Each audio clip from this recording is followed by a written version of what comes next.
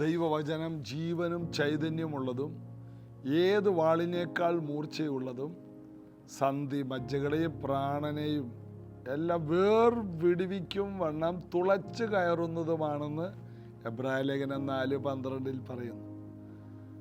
ഏറ്റവും മൂർച്ചയുള്ളത്, ഏറ്റവും പ്രയോജനം ചെയ്യുന്നത്, ഏത് ജീവിതത്തിൻ്റെ സാഹചര്യത്തിലേക്ക് ഇറങ്ങിച്ചെല്ലാൻ ശേഷിയുള്ളതും ദൈവവചനത്തിന് മാത്രമാണ്. കൗൺസിലിങ്ങിന് നടക്കാത്തത് ദൈവവചനത്തിന് കഴിയും. വൈദ്യശാസ്ത്രം തോറ്റ ഭാഗത്ത് ദൈവവചനം വിജയിക്കും. എല്ലാവരും മടുത്ത വിഷയം ദൈവവചനം നന്നായി കൈകാര്യം ചെയ്യും. അതാണ് ആ വാക്യത്തിൻ്റെ അർത്ഥം. ഏത് പ്രശ്നങ്ങളിലേക്ക് ദൈവവചനം ചെല്ലും. യെശയ്യാവിൽ പറയുന്ന പോലെ ദൈവവചനം പുറപ്പെട്ടാൽ കാര്യം സാധിക്കാതെ മടങ്ങി വരില്ല. യേശു പലയിടത്തും ദൈവവചനം അയച്ചു. ആ സുറഫോനിക്ക വംശജയായ സ്ത്രീയോട്, മകളെ, നിന്റെ വിശ്വാസം പോലെ ഭവിക്കട്ടെ. അവൾ വീട്ടിൽ ചെന്നപ്പോൾ പൈതലിനെ സൗഖ്യത്തോടെ കണ്ടു. ശതാധിപന്റെ വീട്ടിലേക്ക് വരണ്ടെന്ന് ശതാധിപൻ യേശുവിനോട് പറഞ്ഞു. യേശു വഴിയിൽ നിന്നുകൊണ്ട് നിന്റെ വിശ്വാസം വലുതെന്ന് പറഞ്ഞു. ഉടനെ ബാല്യക്കാരന് സൗഖ്യമുണ്ടായി. വചനം അയച്ചു. നാം ദൈവത്തിൽ നിന്ന് പ്രാപിച്ച വചനം അത് സഞ്ചരിക്കും. അത് മൈലുകൾക്കപ്പുറത്ത് ചെല്ലും. നാട്ടിലുള്ള അമ്മ വിദേശത്തുള്ള മോന് വേണ്ടി, മോൾക്ക് വേണ്ടി അയക്കുന്ന വചനം അവിടെ ചെന്ന് കാര്യങ്ങളെ സാധിച്ച് ദൈവത്തിന് മഹത്വം ഉണ്ടാക്കും. അതുകൊണ്ട് നമുക്ക് പോകാൻ കഴിയാത്ത ഇടത്തെല്ലാം വചനം പോകും. വീരൻ്റെ കയ്യിലെ അസ്ത്രങ്ങൾ പോലെയാണ് യൗവനത്തിലെ മക്കൾ എന്ന് വായിക്കുന്ന പോലെ നമ്മുടെ വായിൽ നിന്ന് പുറപ്പെടുന്ന വചനങ്ങൾ നമ്മൾക്ക് എത്തിച്ചെല്ലാൻ കഴിയാത്തിടത്ത് ഈ വചനങ്ങൾ എത്തിച്ചെല്ലും. അതിൻ്റെ പ്രവർത്തികൾ ചെയ്യും. ICUവിലും വെന്റിലേറ്ററിൻ്റെ ഇടത്തൊന്നും നമ്മെ എല്ലാവരും കയറ്റത്തില്ല. കയറ്റിയാൽ 1 മിനിറ്റ്. എന്നാൽ ദൈവവചനത്തിന് എല്ലായിടത്തും കടന്നു ചെല്ലാൻ കഴിയും. അതുകൊണ്ട് കർത്താവിലും കർത്താവിൻ്റെ അമിത ബലത്തിലും ഓരോ വ്യക്തികളും ആശ്രയിക്കണം. ദൈവവചനം ചെയ്യുന്ന പ്രവൃത്തി ചെയ്യാൻ വേറൊന്നിനും കഴിയില്ല. ആശ്രയിക്കാം. ഓരോ പ്രഭാതത്തിലും വചനം കേട്ട് നമ്മുടെ ജീവിതത്തെ ബലപ്പെടുത്താം. ചേർന്ന് പാടി യേശു കർത്താവിനെ ആരാധിക്കാം. All the saints and angels bow before your throne. All the elders cast their crowns before the Lamb of God and sing, you are worthy of it all.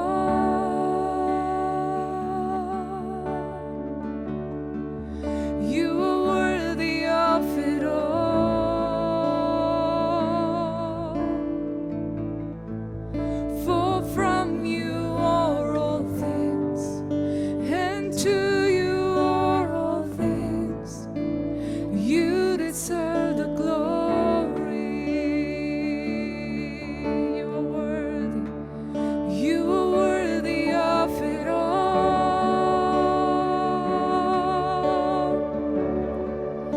You are worthy of it all.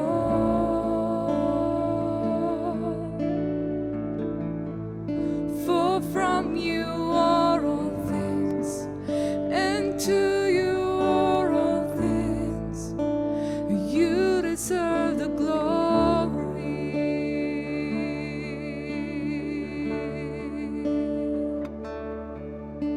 And all the saints and angels bow before your throne. And all the elders cast their crowns before the Lamb of God and sing, you are worthy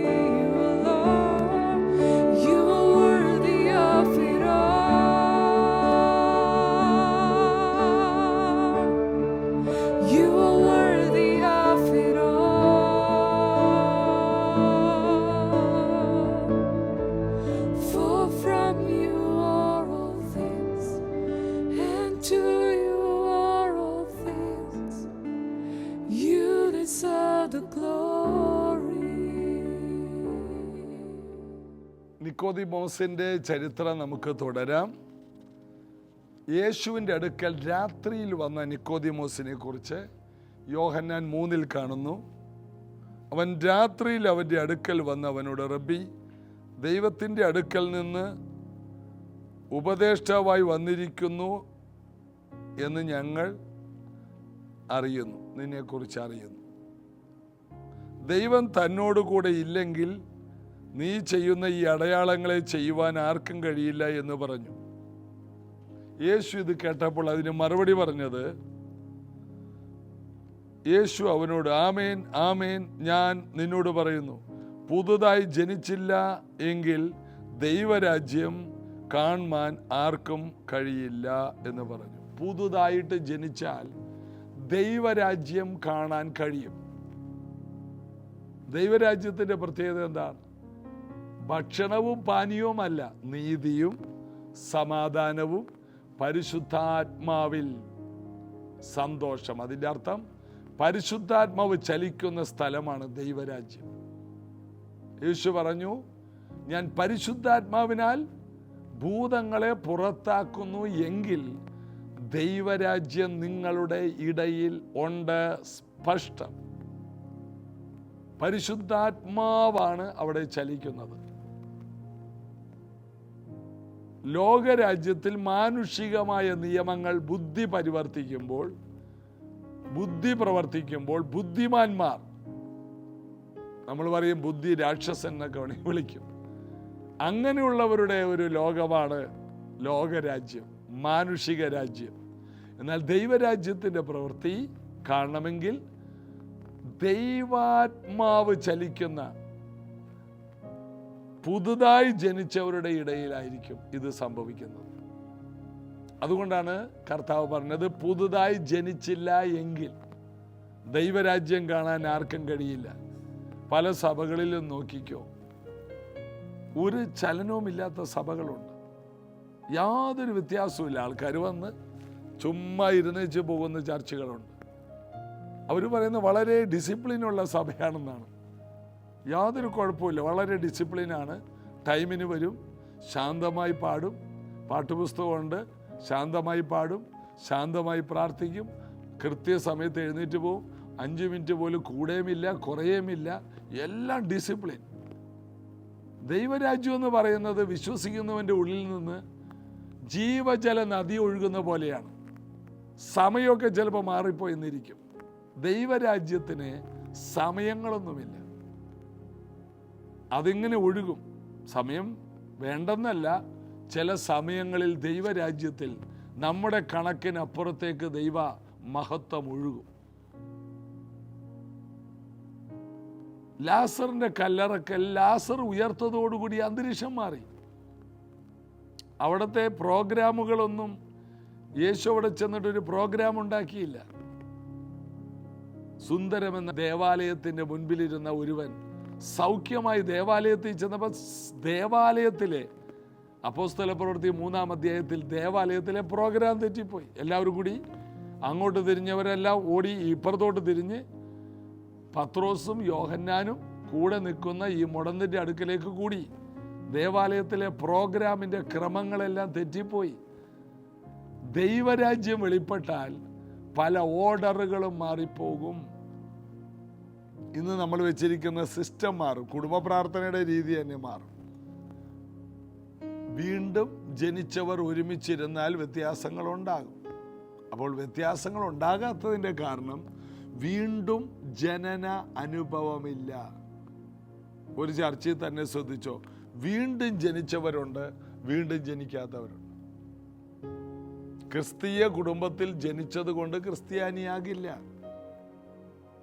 V A Thampichayan new ഇന്ത്യയുടെ പ്രസിഡൻ്റായിരുന്ന അദ്ദേഹം പറയുന്നൊരു വാക്ക്, car ഷെഡിൽ കിടന്ന് പട്ടി പറ്റാൽ കാറാകില്ല.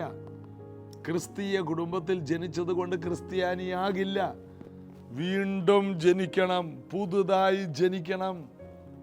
ഒരുവൻ ക്രിസ്തുവിലാകണം. അവൻ പുതിയ സൃഷ്ടിയാണ്, അവൻ്റെ പഴയത് കഴിഞ്ഞുപോയി. ഈ പഴയതിൽ തന്നെ ജീവിക്കുന്നവരാണ് ഒരു സിസ്റ്റത്തിൽ കിടക്കുന്നത്.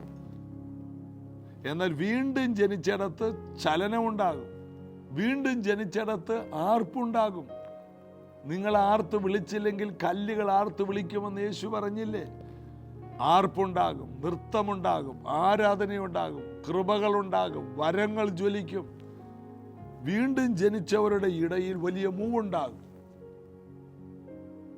വീണ്ടും ജനിച്ചവരുടെ ഇടയിൽ കർത്താവിൻ്റെ വലിയ മഹത്വം ഇറങ്ങും. അപ്പോൾ പരിച്ഛേദനയുമല്ല, അഗ്രചർമ്മവുമല്ല, പുതിയ സൃഷ്ടി എത്രേ കാര്യം എന്ന് പൗലോസ് പറഞ്ഞത് അതുകൊണ്ടാണ്. നിയമങ്ങളിലല്ല ദൈവരാജ്യം ചലിക്കുന്നത്, ദൈവിക നിയമത്തിലാണ്, മാനുഷിക നിയമങ്ങളിലല്ല. നിയമം വേണ്ടെന്നല്ല, മാനുഷിക നിയമങ്ങളുടെ ഓർഡറുകൾ പോകും. എവിടെയെല്ലാം ഉണർവുണ്ടായിട്ടുണ്ടോ അവിടെയെല്ലാം നിയമങ്ങൾ പോയി. ബാംഗ്ലൂർ ഇലക്ട്രോണിക് സിറ്റിയിൽ ഇപ്പോൾ നടക്കുന്ന ഉണർവിൽ അവിടെ നിയമങ്ങളില്ല. 365 ദിവസവും പ്രാർത്ഥന നടക്കുന്നിടത്ത് എന്താ നിയമം?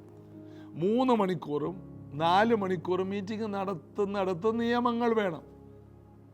എന്നാൽ ഉണർവ് നടന്നാൽ പിന്നെ അവിടെ നിയമങ്ങളില്ല. വെയിൽസിൽ ഉണർവ് നടന്നപ്പോൾ കഴിഞ്ഞ ദിവസങ്ങളിൽ എനിക്ക് അവിടെ വെയിൽസിൽ പോയി കാണാൻ കഴിഞ്ഞു. ഈവാൻ റോബർട്ട് എന്ന ഒരു ചെറുപ്പക്കാരൻ്റെ പ്രാർത്ഥന നിമിത്തം ആ രാജ്യത്ത് രാപ്പകൽ പ്രാർത്ഥന നടന്നു. ആ പ്രാർത്ഥനയുടെ ഫലമായിട്ട് ജനങ്ങൾ മുഴുവനും 100% ജനങ്ങളും യേശുവിലേക്ക് വന്നു. ദേവാലയങ്ങളിൽ രാപ്പകൽ പ്രാർത്ഥനകളുണ്ടായി. ഓർഡറുകളെല്ലാം തെറ്റി ജനങ്ങൾ കൊണ്ട് ആലയങ്ങൾ നിറഞ്ഞു. ആലയത്തിലെ ചില ബെഞ്ചുകൾ മാത്രമല്ല, അത് കഴിഞ്ഞ് ജനങ്ങൾ വെളിയിലേക്ക് ഓവർഫ്ലോയായി. എല്ലാവരും പ്രാർത്ഥനയ്ക്ക് വന്നപ്പോൾ ഓർഡറുകൾ തെറ്റി. അപ്പോസ്തല പ്രവൃത്തിയിൽ നമ്മൾ കാണുന്നു, അവർ ദിനം പ്രതി കൂടി വന്നു. എല്ലാ ദിവസവും രാപ്പകൽ അവർ കൂടി വരികയാണ്. ഓർഡറുകളെല്ലാം തെറ്റിപ്പോകുന്നു. പുതുതായി ജനിച്ചില്ല എങ്കിൽ ദൈവരാജ്യത്തിൻ്റെ ഈ വലിയ റിവൈവൽ കാണാൻ ആർക്കും കഴിയില്ല. യേശു അതാണ് അവനോട് പറയുന്നത്. 3-ാം വാക്യത്തിൽ യേശു അവനോട്, ആമേൻ ആമേൻ, ഞാൻ നിന്നോട് പറയുന്നു, പുതുതായി ജനിച്ചില്ല എങ്കിൽ ദൈവരാജ്യം കാണുവാൻ ആർക്കും കഴിയില്ല. അവൻ പറഞ്ഞത് എന്താണ്? ഈ അത്ഭുതങ്ങൾ ഉണ്ടാകുന്നതിന് കാരണം നീ ദൈവത്തിൻ്റെ അടുക്കൽ നിന്ന് വന്നതുകൊണ്ടാണ്. യേശു അതിന് മറുപടി പറഞ്ഞത്, പുതുതായി ജനിക്കുന്ന എല്ലാവർക്കും അടയാളങ്ങൾ കാണാൻ കഴിയുമെന്നാണ്, അത്ഭുതങ്ങൾ കാണാൻ കഴിയുമെന്നാണ്, എപ്പോഴും സൂപ്പർ നാച്ചുറൽ കാണാൻ കഴിയുമെന്നാണ്. വീണ്ടും ജനിച്ചവർ, രക്ഷിക്കപ്പെട്ടവരുടെ ഇടയിലാണ് ഈ ദൈവപ്രവൃത്തി. സഭകളിൽ 60-70% ജനങ്ങൾ രക്ഷിക്കപ്പെട്ടവരുടെ കൂട്ടമല്ല. അതുകൊണ്ടാണ് പല കൂട്ടായ്മകളിലും വലിയ വഴക്കുകളും ഭിന്നതയും ഗ്രൂപ്പിസങ്ങളും നടക്കുന്നത്. വീണ്ടും ജനിച്ചവരുടെ ഇടയിൽ ദൈവസ്നേഹത്തിൻ്റെ ഐക്യത നിറഞ്ഞു വരും. ദൈവരാജ്യത്തിൻ്റെ പ്രത്യേകത അതാണ്. അവിടെ വലിയ സമാധാനമായിരിക്കും. സകല ബുദ്ധിയെയും കവിയുന്ന ദൈവസമാധാനമാണ്. കാരണം വീണ്ടും ജനിച്ചവർ പഴയതിനെ ഉപേക്ഷിച്ചവരാണ്. പഴയ വഴക്ക്, പഴയ ഭിന്നത, പഴയ ജഡത്തിൻ്റെ പ്രവൃത്തി, ഇതിനൊന്നും അവിടെ സ്ഥാനമില്ല. പകരം ആത്മാവിൻ്റെ ഫലമോ സ്നേഹം, സന്തോഷം, സമാധാനം, ദീർഘക്ഷമ, ദയ, മറ്റുള്ളവരോട് ദയ, പരോപകാരം, വിശ്വസ്തത, അങ്ങോട്ടും ഇങ്ങോട്ടും വിശ്വസ്തരാണ്, സൗമ്യത, എടുത്തിയാടാതെ സൗമ്യതയോടെ മറുപടി പറയുന്നു, ഇന്ദ്രിയ ജയം, സെൽഫ് കൺട്രോൾ, എല്ലാ കാര്യങ്ങൾക്കും ഒരു കൺട്രോൾ ഉണ്ട് അവർക്ക്. പുതുതായി ജനിച്ചവരുടെ ജീവിതത്തിലെല്ലാം ഇതാണ്. ബൈബിള് നമ്മൾ വായിക്കുമ്പോൾ പഠിക്കുമ്പോൾ കാണുന്നത് ഇങ്ങനെയുള്ള ചർച്ചാണ്, ബൈബിളിലെ രീതിയിലുള്ള ചർച്ച. പുതുതായി ജനിച്ചവരുടെ കൂട്ടം, വീണ്ടും ജനിച്ചവരുടെ കൂട്ടം. അവിടെ പുതുതായി ജനിച്ചില്ല എങ്കിൽ ദൈവരാജ്യം കാണാൻ ആർക്കും കഴിയില്ല. അപ്പോൾ ഒരാൾക്കത് കാണാൻ കഴിയണമെങ്കിൽ അതിൻ്റെ അർത്ഥം ആ വ്യക്തിയിലൂടെ ഇത് കാണണമെങ്കിൽ, നിക്കോദിമോസ് ഇത് കാണുന്നുണ്ട് യേശു ചെയ്യുന്നത്, എന്നാൽ നിക്കോദിമോസിലൂടെ ഇത് കാണണം. അതാണ് യേശു പറഞ്ഞത്. ഇത് നീ ആസ്വദിക്കണമെങ്കിൽ നീ വീണ്ടും ജനിച്ചാൽ മതി. ഈ സത്യങ്ങളിലേക്ക് ദൈവസഭ എപ്പോഴേ കുതിച്ച് കടന്നു വന്നു കഴിഞ്ഞു. എന്നാൽ ഇതറിയാത്ത പലരുമുണ്ട്. ഇന്നിത് കേൾക്കുന്ന ഓരോ വ്യക്തികളും നിങ്ങൾ പുതുതായി ജനിച്ചതാണെങ്കിൽ എല്ലാ ദിവസവും വീട്ടിൽ അത്ഭുതം നടക്കുമെന്ന യേശു പറഞ്ഞു. നിക്കോദിമോസ് ചോദിച്ചത്, നീ ദൈവത്തിൻ്റെ അടുക്കൽ വന്നുകൊണ്ടാണ് നിന്നിൽ അത്ഭുതം നടക്കുന്നത്. യേശു പറഞ്ഞത് പുതുതായി ജനിച്ച എല്ലാവരുടെയും ജീവിതത്തിൽ അത്ഭുതം നടക്കണമെന്നാണ്. ഇതിൻ്റെ അർത്ഥം അതാണ്. പുതുതായി ജനിച്ചവർ എപ്പോഴും അത്ഭുതങ്ങൾ കാണണം.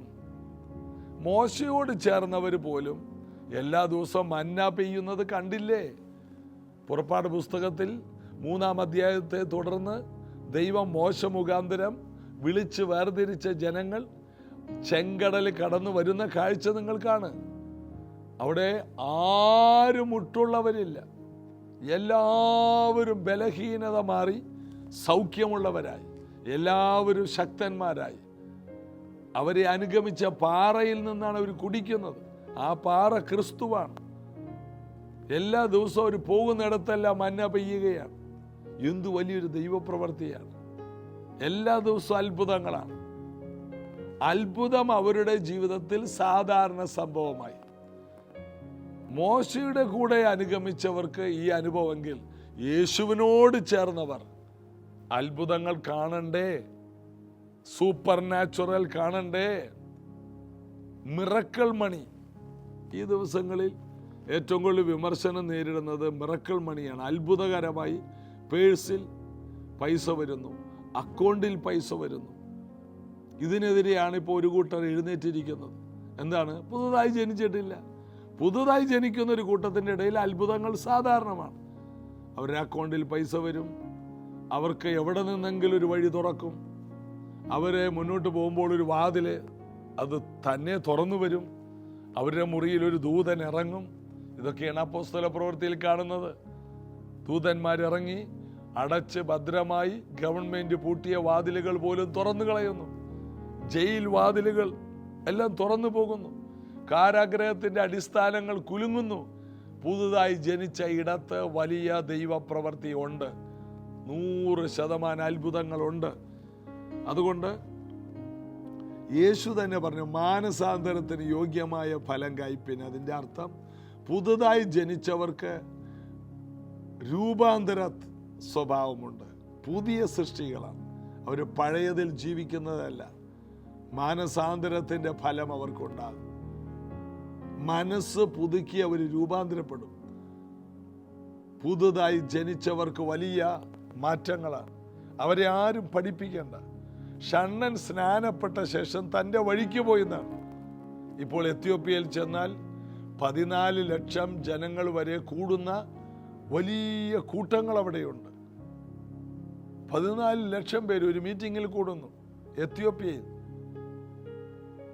ഫിലിപ്പോസ് വചനം പറഞ്ഞ് സ്നാനപ്പെടുത്തി ദൈവത്തിൻ്റെ ആത്മാവ് ഫിലിപ്പോസിനെ എടുത്തുകൊണ്ടുപോയി.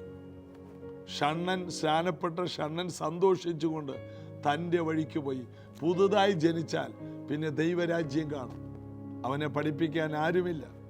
പൗലോസ് പറയുന്നു, ഞാൻ കർത്താവിൻ്റെ സന്ദർശനത്തിന് ശേഷം അപ്പോസ്തലന്മാരെയൊക്കെ കാണാൻ ആഗ്രഹിച്ചിട്ടൊന്നും കഴിഞ്ഞില്ല. എന്നാൽ ഞാൻ അറേബ്യൻ മരുഭൂമിയിലേക്ക് പോയി. പുതുതായി ജനിച്ചവൻ പ്രാർത്ഥനയിലേക്ക് പോകും. പിന്നെ പുറത്തോട്ട് വരുന്നത് അസാധാരണ നിലയിലാണ്. പുതുതായി ജനിച്ചവരെ ആരും പഠിപ്പിക്കാനില്ലെങ്കിലും അവൻ തന്നെ വളരാൻ തുടങ്ങും. സിംഹക്കുട്ടി സിംഹമാകുന്നത് പോലെ, കഴുകൻ കുഞ്ഞ് ഒരു കഴുകനാകുന്നത് പോലെ പുതുതായി ജനിച്ചവർ സ്വയമായി വളരുവാൻ തുടങ്ങും. ആരും പഠിപ്പിക്കാനില്ല എന്നുള്ളത് അതൊരു വിഷയമല്ല. പരിശുദ്ധാത്മാവ് തന്നെ ആ വ്യക്തിയെ നയിക്കാൻ തുടങ്ങും. ദൈവരാജ്യത്തിൻ്റെ ചലനം അവിടെ ഉണ്ടാകും. ഇത് ദൈവമക്കൾ വിശ്വസിക്കുക. നമ്മുടെ കുഞ്ഞുങ്ങൾ വീണ്ടും ജനന അനുഭവം ഉണ്ടാകാൻ പ്രാർത്ഥിക്കണം. കുറേ വാക്യം പഠിപ്പിച്ചുകൊണ്ട് കാര്യമായില്ല. നിങ്ങൾ പ്രാർത്ഥിക്കണം. പ്രാർത്ഥനയുടെ സമയത്താണ് വീണ്ടും ജനന അനുഭവം ഉണ്ടാകുന്നത്. ചാൾസ് വിന്നി എന്ന ദൈവദാസൻ പോകുന്ന വഴികളിൽ ഇരുവശത്തുമുള്ളവരെല്ലാം വീടുകളിലുള്ളവർ, അദ്ദേഹം ഒരു വഴിയിലൂടെ ട്രെയിനിൽ പോയാൽ മതി. ഇരുവശത്തുമുള്ള ട്രെയിൻ കടന്നു പോയ ആ സ്ഥലങ്ങളിലെ ഇരുഭാഗത്തുമുള്ള ഫാക്ടറികളിലുള്ളവർ പോലും മാനസാന്തരപ്പെട്ടു മുട്ടിന്മേൽ നിന്നുകൊണ്ട് കരയാൻ തുടങ്ങി. വീണ്ടും ജനന അനുഭവം. അവിടെ വചനമാരും പറഞ്ഞില്ല, എന്നാൽ വീണ്ടും ജനനമുണ്ടായി. പരിശുദ്ധാത്മാവിൻ്റെ പ്രവൃത്തി അതാണ്. ദൈവരാജ്യത്തിൻ്റെ ചലനമുണ്ടാകും. അതുകൊണ്ട് വെറും അക്ഷരം കൊണ്ട് മാത്രം ജീവിച്ച് തീരാതെ ദൈവരാജ്യത്തിൻ്റെ ആ പുതുതായി ജനിച്ച വീണ്ടും ജനനത്തിൻ്റെ ശക്തിയെ നമുക്ക് റിലീസ് ചെയ്യാൻ കർത്താവിനോട് കൂടുതൽ കൃപ നമുക്ക് ചോദിക്കാം. നമുക്ക് ഒരുമിച്ച് പ്രാർത്ഥിക്കാം. കർത്താവ്, നമുക്ക് ആ വീണ്ടും ജനന അനുഭവം നമുക്കും നമ്മുടെ കുടുംബത്തിനും നമ്മുടെ സഭയ്ക്കും നമ്മൾ പോകുന്നിടത്തെല്ലാം കാണാനായിട്ട് നമ്മൾ പ്രാർത്ഥിക്കണം.